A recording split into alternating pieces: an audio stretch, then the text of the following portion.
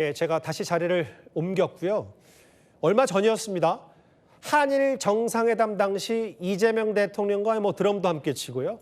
깍듯이 이 대통령을 맞이했던 이웃나라 일본의 다카이치 총리 잘 기억하실 겁니다. 그런데 지금 일본은 중의원 선거를 앞두고 있습니다. 그런데 최근 그의 행보가 심상치 않아서 이분을 모셨습니다. 김범석 부장. 네. 제가 최근에 뉴스를 접할 때 종종 일본 상황을 보긴 봤는데 다카이치 총리의 인기가 어마어마하더라고요. 네, 맞습니다. 예. 자, 일단 중의원 선거가 이번 주 일요일, 그러니까 나흘 앞으로 다가왔는데요. 예. 국회를 해산하고 다시 선거를 해야 되는 건데 왜 예산을 낭비하냐? 이기적인 해산이다. 이런 비판도 제기됐었습니다. 예. 근데 막상 선거 운동이 시작되고 보니까 분위기는 반대였습니다. 자, 지금 보시는 것처럼 예. 다카이치 총리가 등장하는 유세장에는 사람들이 구름대처럼 몰리고 있습니다. 그리고 서로 다카이치 총리 손을 잡겠다고 소리치고 환호하는 모습은 마치 아이돌 팬과 비슷합니다. 그리고 저분들이 실제 사나의 짱이라고, 그러니까 이제 누구를 이렇게 동경할 때 짱 이렇게 하는데 사나의 짱으로 외치고 있습니다. 그러니까 다카이치 총리도 일일이 악수를 하고 눈도 마주치면서 인사를 하는데요. 팬 서비스가 굉장히 좋다는 평가를 받습니다. 그리고 또 하나 준비한 영상이 있는데요. 자, 요겁니다. 얼마 전에 손을 다쳤는데요. 그리고 조금 쉬다가 붕대를 감고 나와서 연설을 합니다. 그러네요. 붕대를 감은 거 하나만으로 팬들은 이른바 붕대투혼 서사가 만들어졌다고 했습니다. 사실 이번 중의원 선거 엄밀히 말하면 이기적인 해산이라는 표현이 틀린 건 아닙니다. 다카이치 총리가 해산 후 기자회견에서 나에 대한 신임을 묻겠다라고 했기 때문에 선거의 명분이나 대전제 자체가 대의가 아닌 자신에게 있기 때문이죠.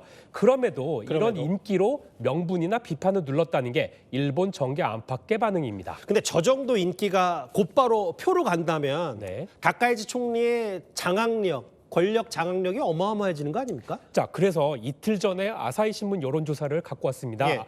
자민당 의석수가 현재 198석. 그러니까 현재 단독 과반 234개 이 턱없이 부족한 상황입니다. 근데 이번 선거로 최소 80석, 최대 100석 이상 늘어나서 총 300석까지 갈 수 있다는 겁니다. 그러니까 말 그대로 슈퍼 여당이 탄생할 수 있다는 거죠. 그러니까 얼마 전까지 다카이치 총리 지지율이 70%였던 걸 감안하더라도 자민당 단독으로 300석이 넘는다는 거는 쉽지 않은 일입니다. 근데 저는 근본적으로 다카이치 총리가 왜 이렇게 인기가 많은지는 궁금해요. 저도 사실은 그래서 굉장히 좀 물어봤습니다. 외교 관계자들한테 이제 그 틈틈이 시간 날 때마다 이렇게 물어봤는데요. 자, 공통적인 평가를 제가 추려서 말씀을 드리겠습니다. 자, 우선 열심히 한다라는 평가가 많습니다. 지금 보시는 게 이제 그 다카이치 총리 초반에 이제 어록인데요. 새벽에 총리관저에 나오고 일하고 또 일한다. 이런 발언도 했습니다. 어떻게 보면 이게 과하다라는 평가를 받을 수도 있는데요. 총리가 뭔가를 한다, 뭔가 바꾸려 한다, 이런 긍정적인 평가도 적지 않습니다. 그리고 또 하나는 아까 보신 바와 같이 리액션인데요. 맞아요. 선거 유세장에서 만나는 시민들한테 굉장히 상냥하고 친절하게 대한다고 합니다. 이 방송 패널 출신이었는데요. 이 방송 경험을 살려서 표정도 굉장히 풍부하고 화려한 리액션은 특히 이제 지난달에 이재명 대통령과의 정상회담에서도 화제가 됐었죠. 이런 모습들은 이제 그 스가, 기시다, 이시바 같은 이 전직 총리들한테서는 볼 수 없었던 것은 확실해 보입니다. 김범석 부장이 일본 통이시잖아요. 근데 이게 단순히 저렇게 캐릭터만 돋보인다고 지지율이 높을 것 같지 않은데 일본 시민들 성향상. 그래서 오늘 제가 일본 외무성 관계자한테 직접 전화를 해봤습니다.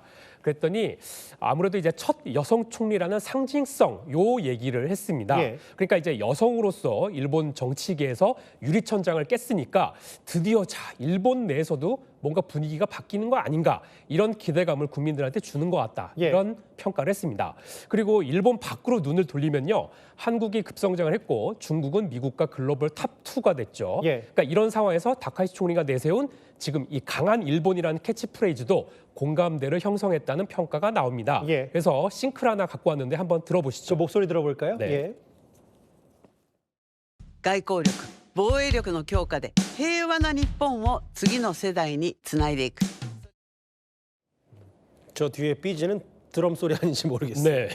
어쨌든 이게 사실 우리나라도 아까 잠깐 우리가 얘기했지만 젊은층 지지, 청년층 지지가 상당히 정치에 중요한데 젊은 층 지지도 아까 잠깐 화면 보니까 많은 것 같아요. 원래 일본은 더더욱 더 젊은 층의 정치 관심이 좀 떨어지는 거 아닙니까? 네, 그래서 굉장히 특이한 상황인데요. 예. 취임 초에 요미우리 신문 지지율이 전체가 71%였는데요. 20, 30대 지지율은 80%까지 기록했습니다. 예.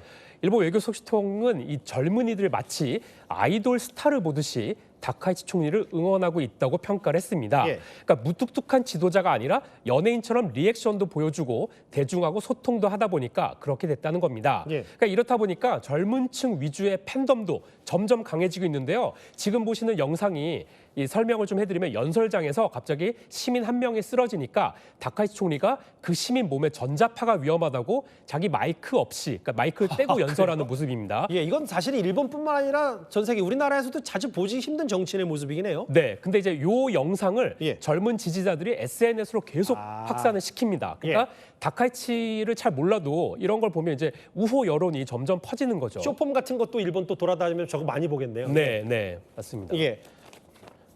그리고 이 전자파 있고 네. 결국은 연예인처럼 리액션도 잘하고. 근데 이제 사실은 다카이치 총리가 취임했을 때만 하더라도 제가 김범석 부장과 이 자리에서 비슷한 얘기를 했을 때 여자 아베 아니냐. 네. 그리고 우익적 성향이 강하다. 근데 일본 내에서 그런 비판 여론은 여전히 없는 거예요? 사실은 이번 그 선거 과정에서도 약간의 이제 그 잡음도 있었습니다. 최근 TV 토론에서 북한은 핵 보유국이라는 이 폭탄 발언을 했습니다. 사실 일본 총리가 얘기한 적은 거의 없는데요. 예. 이후 이제 총리 관저에서 일본 정부 입장엔 변화가 없다라고 아주 급하게 진화에 나선 바가 있습니다. 그러니까 평소 같으면 굉장히 논란이 될 사안인데 그냥 좀 넘어가는 분위기인 것 같습니다. 그리고 이번에 자민당 공천에서도요. 비자금 스캔들로 물의를 일으켰던 옛 아베파 거물 지금 보시는 저 두 명을 대거 부활시켰는데 사실 이 부분도 다카이치 총리의 인기에 가려져서 슬쩍 넘어가는 분위기입니다. 예. 대단한데요. 이 장악력과 인기가 네. 어마어마한데 설명을 쭉 들어보니까 네. 일단 그러면 자민당이 슈퍼 여당이 되면 다카이치 총리가 뭘 할지 만약에 뭐 북핵 문제라든지 뭐 자위대 이런 문제를 다시 한번 언급하면 이웃 나라인 우리에게 다카이치의 저 장악력이 미칠 영향력은 뭐가 있을까요? 일단 뭘 제일 먼저 할 것이냐 예. 여러 후보가 있었는데 이번 유세 과정에서 힌트를 하나 줬습니다. 일단 그 멘트 한번 들어보시죠. 예. 憲法になぜ自衛隊を書いちゃいけないですか。彼らの誇りを守り、しっかり実力組織として位置づけるためにも当たり前の憲法改正もやらせてください。 이제 이틀 전 발언인데요. 바로 헌법 개정입니다. 그러니까 지금 보시는 바와 같이 2차 세계대전 패전국인 일본은 군대를 가질 수 없는 평화 헌법을 준수해야 하는데요. 예. 이 법을 바꿔서 자위대를 명기하겠다는 겁니다. 즉 전쟁 가능한 국가로의 준비를 하겠다는 거죠. 네. 이 개헌은 아베 전 총리의 수건 사업이기도 했습니다. 그러니까 대만 유사시 개입 가능성 발언도 최근에 그렇고 맞아요. 다카이치 총리의 캐치프레이즈 이 강한 일본과도 좀 맞닿아 있습니다. 그래서 결국 귀결점이 개헌이고요. 이를 임기 내 추진할 것이라는 게 일본 외교소식통들의 공통적인 분석입니다. 예. 그러니까 강한 일본, 그러니까 어찌 보면 사실 트럼프 미국 대통령이 미국을 다시 위대하게 이른바 마가 이 구호를 내세운 것과 좀 유사한 흐름이죠. 그렇네요. 예. 네. 그래서 이웃 나라인 우리 입장에서는 상당한 부담과 불편 요인이 좀 될 수 있다는 우려도 나옵니다. 본질은 다카이치 총리의 인기보다는 그 권력을 이용해서 어떻게 이 동북아 정치에서 메시지를 낼 거 이게 중요한 거니까 네. 그 메시지까지 김범석 부장과 함께 잘 들어봤습니다. 알겠습니다. 일본 다녀왔고요.